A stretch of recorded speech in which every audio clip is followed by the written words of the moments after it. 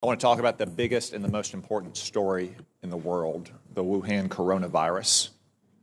This coronavirus is a catastrophe on the scale of Chernobyl for China, but actually it's probably worse than Chernobyl, which was localized in its effect. The coronavirus could result in a global pandemic. While you were all sleeping overnight, the number of diagnosed cases in China increased by 30%. Now, let me be clear, that's not new cases, that is just newly admitted cases. It is probably several orders of magnitude higher than that. Also, while you were sleeping, China now has its entire border with Russia closed. 2,600 miles, Russia has closed that border. El Al has shut down travel between Israel and China. Air France has shut down travel between China and France. And that's in addition to all the other countries that have already shut down travel. From what we know so far, and there's still many unknowns, this virus could have both a long incubation period, as much as 14 days, and individuals could be contagious while asymptomatic, which was not the case with SARS in 2003. Furthermore, from some cases, it appears that the virus could be aerosolized, which means it doesn't require the kind of contact that you have with, say, a married couple kissing each other or a family living in close quarters in a hotel or apartment, but rather the distances we are all sitting apart right now. Yet China is still lying about all of this. They've been lying about it from the very beginning, and you don't need their history of lying about SARS in 2003, though it is relevant here. You just have to see what's happened over the last 2 months. We now know that the first case manifested no later than December 1, even though China didn't reveal it to the WHO until a month later on December 31st, when they continued to hide it from their own citizens. And they continued to say that it had been contained inside Wuhan. Today, it is in every single province in China. They also claimed for almost 2 months, until earlier this week, that it had originated in a seafood market in Wuhan, that locals had contracted it from animals in, say, bat soup or snake tartare. That is not the case. The Lancet published a study last weekend demonstrating that of the original 40 cases, 14 of them had no contact with the seafood market, including patient 0. As one epidemiologist said, that virus went into the seafood market before it came out of the seafood market. We still don't know where it originated. Could have been another seafood market. Could have been a farm. Could have been a food processing company.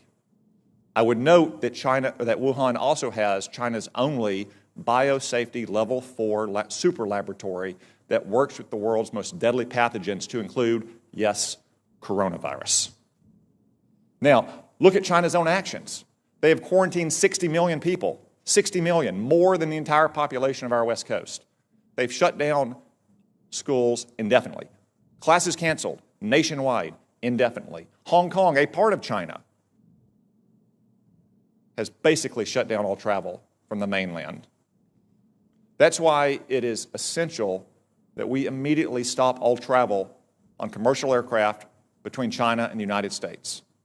Making exceptions, of course, for American citizens to come back, as we just brought back yesterday, allowing essential trade to flow as long as crews on ships and aircraft are not allowed to go into the general population in America, and making exceptions, of course, for medical personnel to go into China to try to get a handle on this.